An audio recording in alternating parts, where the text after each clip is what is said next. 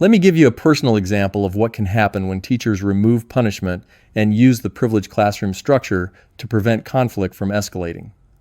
One afternoon at recess, 3 fourth grade boys were playing basketball. What began as friendly competition quickly turned into loud arguing and name-calling. The playground aide stepped in and sent the loudest student to sit out. I was watching from nearby, and I believed this could become something more than another student being removed from the game. These were my students, so I asked the aide if I could handle it.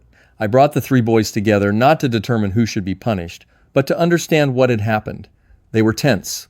They were ready to defend themselves and prove who was right. You could see it in their faces and in the way they held themselves.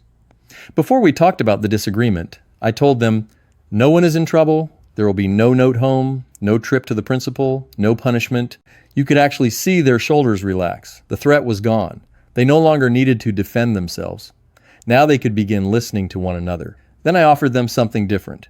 If the 3 of you can resolve this together, you'll earn the entire class 10 minutes of free time.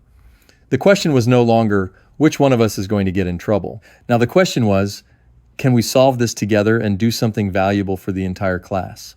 One boy explained the problem. You're not supposed to cross the line when you shoot, he said. I didn't know that, the other replied. Can you stay behind the line from now on, I asked. Sure, he said, and that was it.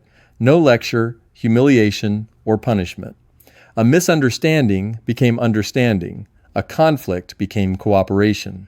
A few minutes later, I watched that same student line up another shot. He looked down and realized he had crossed the line.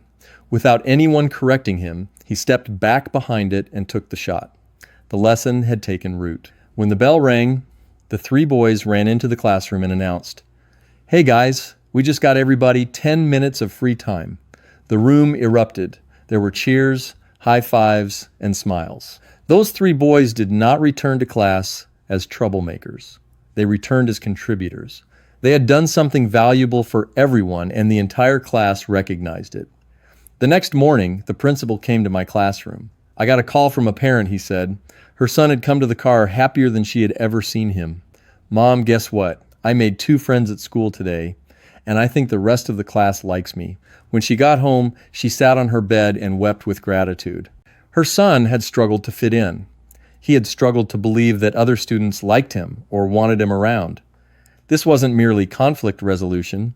It was equality, inclusion, and belonging. The next morning, he woke up early, ready for school, because he was ready to belong. And when recess came, those same 3 boys were playing basketball together again. Only this time, 3 more students had joined them.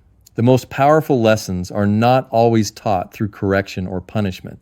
They happen when we create a structure in which students can resolve conflict, strengthen relationships, and contribute something meaningful to others. That is what the privileged classroom does. What Greg just described wasn't luck, it was structure. When conflict occurs, most systems immediately focus on who started it, who was at fault, and what consequence should follow. A student may be removed, written up, sent to the principal, or punished.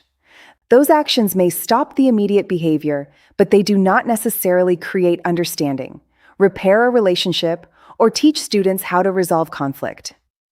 Greg did something very intentional. First, he removed the threat. He told those boys there would be no punishment, no email home, no trip to the principal, and no escalation. That mattered because children do not reason well when they feel threatened. When students are preparing to defend themselves from an adult consequence, their attention is focused on self-protection. Once the threat was removed, they could relax. They could listen, reflect, and explain what had happened without trying to avoid blame. That was the first shift. The second shift was even more powerful. Instead of asking, "Who's right?" Greg reframed the goal to, "Can you solve this together?" Then he connected their resolution to a shared privilege, not an individual reward, but something that would benefit the entire class. That changed the social meaning of the moment. The students were no longer arguing to prove who was right. They were cooperating to accomplish something valuable for their peers. Contribution became the source of recognition. The student who could have returned to the classroom labeled as the problem returned as someone who had helped the entire class succeed. Greg often says that belonging is the strongest behavior intervention we have. This story shows exactly what that means. Those boys were not simply resolving a disagreement about a line on a basketball court. They were modeling accountability and social repair. They were learning that conflict does not have to end with rejection, removal, or punishment. It can end with understanding and a stronger relationship. And the clearest evidence that it worked was not necessarily the 10 minutes of free time. It was the parent's phone call. Her son did not come home excited because he had escaped punishment. He came home excited because he had made friends.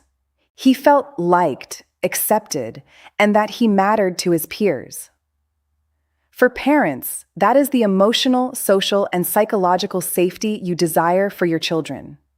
When those forms of safety are consistently built into the classroom structure, physical safety improves as well. Students who feel recognized, valued, and connected have far less reason to seek status through disruption, hostility, or conflict.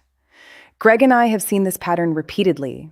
When punishment is removed and replaced with a structured privilege that allows students to resolve, contribute, and belong, classrooms become calmer. Peer relationships grow stronger. Teachers spend less time managing behavior and more time teaching. The privileged classroom does not eliminate adult authority. It strengthens adult authority by changing how that authority is used. Authority is no longer based primarily on control, threat, and consequence. It becomes the authority to create structure, guide resolution, and provide opportunities for students to succeed together. That is what creates real safety, real equality, and sustainable inclusion.